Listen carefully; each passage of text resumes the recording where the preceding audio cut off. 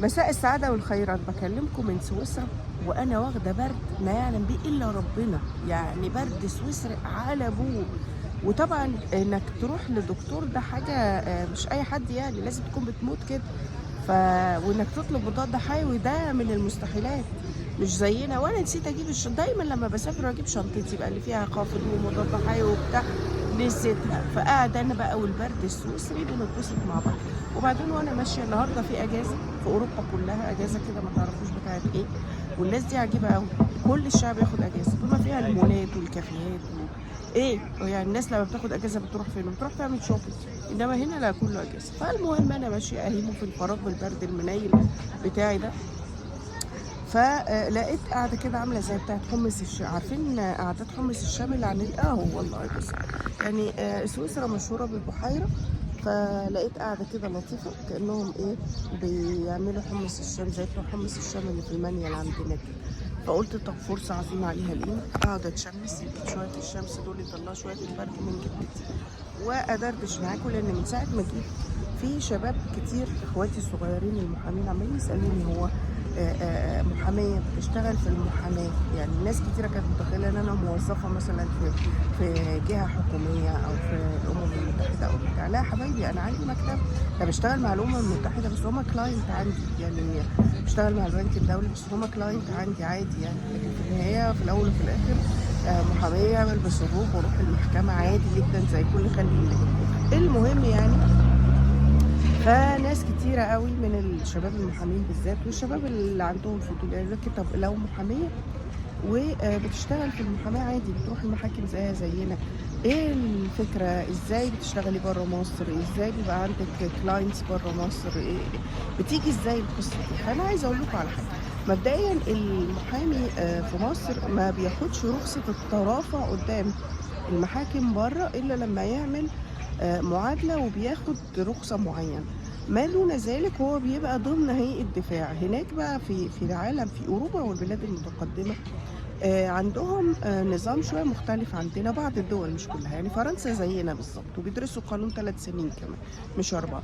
إنما الدول التانية زي الأنجلو ساكسوني يعني زي إنجلترا وغيرها عندهم حاجة اسمها باريستر وسوليستر. الباريستر ده بتبقى شغلانته يحضر القضية زي الباحث كده.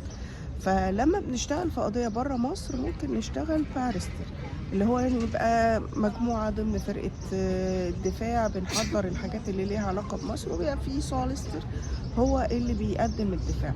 اللي احنا شبه ايه بقى عندنا لما بنبقى في قضية كبيرة وتشكل هيئة دفاع من 10 15 محامي واحيانا اكتر. مش كلهم بيقفوا يترفعوا والا يعني هنلخبط المحكمة ونشوشر على بعض وحاجات كده. احنا بنتفق على مسارات القضية وبنختار 2 3 من المحامين. يعني قبل ما اجي كان عندنا لسه جناية يوم الثلاث اللي فات كنا اشتغل فيها 12 محامي، انا ودكتور عمر سالم عميد كلية حقوق جامعة القاهرة بس اللي اترفعنا. كان ده الاتفاق. وحد تالت زميل تالت ده كان الاتفاق، بس كان الاساسيين في هيئة الدفاع أنا والدكتور عمر سالم. فهنا برضو لما بنيجي في قضية بره بيبقى كده، يعني اللي عنده رخصة دفاع حتى لو يعني العربي، يعني اللي عنده حتى لو عنده رخصة دفاع احنا بنفضل ايه؟ ان الخواجة هو اللي يترافع، لكن احنا بنشتغل على القضية وعلى مداخلها. طب ايه اللي بيوصلنا للحدوتة دي؟ بصوا حبايبي، اول حاجة هي انك تبقى محامي شغلك واهتماماتك ابعد من انكم تقروا القضيه وتروحوا المحكمه وتيجوا من المحكمه تروحوا القسم النيابه. الشغل الداخلي ده حلو جدا، في محامين عاملين شغل هايل وعاملين فلوس عظيمه من القصه دي. لكن لو انت عايز ما هو اوسع من كده، او لو انت عايزه ما هو اوسع من كده، مهم ان انتوا تبقوا مهتمين بالعمل العام عموما، لان ده اللي بيخلق شبكه علاقات كبيره، بيوسع مداركنا، بيخلينا مطلعين على الدنيا، بنشوف احدث التطورات في كل المجالات. فبيبقى لنا منظور اوسع شويه من مجرد اننا نبقى بس حاشرين دماغنا في كتب القانون وخلاص. لا، كتب قانون وكتب سياسه والتطورات. وبعدين القانون عامل زي الطب كده، لازم تبقوا مطلعين على احدث الابحاث. يعني بعض الناس تقول ايه، طب ازاي الطب يعني في اكتشافات جديدة، لا والقانون كمان في أفكار جديدة وفي قضايا جديدة. يعني في كتاب رائع كان عامله دكتور أحمد بلال عن كلية الحقوق جامعة القاهرة السابق، اسمه استخراج شرعية الأدلة المستخرجة من مصادر غير شرعية. كتاب معدي مثلا 1500 صفحة، بس على نقطة قد كده جايب كل الأبحاث والنظريات القانونية في العالم كله. الحقيقة من الحاجات المفيدة أوي. فاحنا لما بنبقى مهتمين بالعمل العام سواء من خلال حزب سياسي أو جمعية أهلية أو منظمة دولية، ده بيوسع علاقاتنا، بيوسع مداركنا، وبيخلينا قادرين نشوف حاجات تانية، نطلع بشكل واسع جدا. طيب نشارك ازاي؟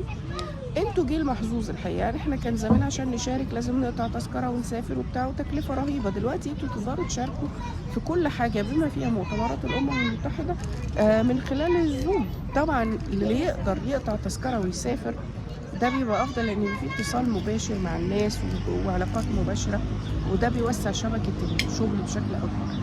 لكن ما كانش بنحضر اجتماعات جوه مصر، وبنحضر اجتماعات في المنطقه العربيه، وبنحضر اجتماعات عالميه بالزوم برضه اونلاين.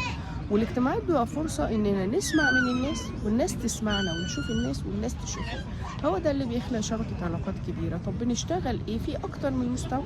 يعني في مثلا شركات بتبقى عايزه تستثمر في مصر، هي محتاجه حد يدرس لها بيئه الاستثمار في مصر كويس، والقوانين اللي ليها علاقه بالموضوع اللي هيشتغلوا فيه، ولو حصلت مشكله المنظومه القانونيه والقضائيه شكلها عامل ازاي، هيعرفوا ياخدوا حقهم ولا لا. طيب لو كسبوا هيعرفوا يطلعوا فلوسهم ولا لا. كل دي حاجات بتبقى مطلوبه من المحامين المصريين اللي عندهم اقسام شركات او بيشتغلوا في المجال ده، علشان يعملوها عقود بقى، استحواذات، مش عارفه ايه الكلام ده كله. طيب على المستوى الجنائي، هل ممكن نشتغل جنائي بره مصر؟ طبعا.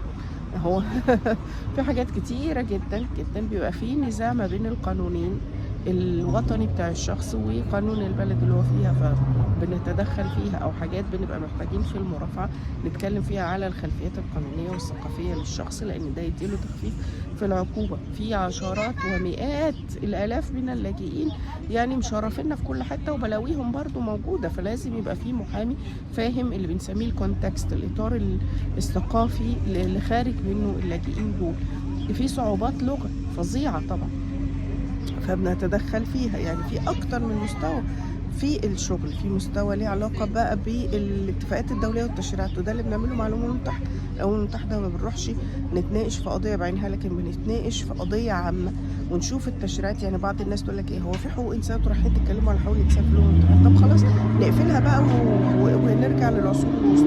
لا، في طبعا انه بنعمل اعتراضات على الوضع اللي موجود، وبعد كده بنعمل مناقشات في ازاي الثغرات القانونيه، ازاي نقدر الناس تاخد حقها، وهكذا.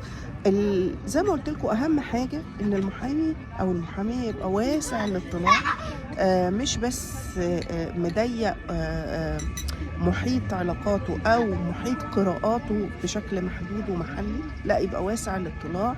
وده بيخليك تعمل علاقات افضل، وتقدر تبقى مطلع يعني قادر تشوف الناس والناس تشوفك. يفضل بقى الحاجز اللغة، وهنا طبعا اللي متخرج من المدرسة لغات الدنيا عنده سهلة، لكن اللي متخرج من المدرسة كان لابس مريالة كاكي زي حالاتي أكيد هياخد وقت. أنا شخصيا اتعلمت الإنجليزي عن طريق الافلام، تمثيليات، الاغاني بالليركس بتاعتها، اتعلمت كويس جدا من ده. والايميلات بقى لما بدات اتواصل مع الدنيا، بعتوا لي ايميل. اياميها ما كانش عندنا جوجل ترانسليت، فكنت اجيب الديكشنري واقعد اترجم واحاول اكتب وبتاع، مع كام حصه كده من هنا على كام حصه من هناك الدنيا ظبطت. لكن معرفه اللغه شيء مهم جدا للتواصل مع العالم، وكله بيجي بالراحه.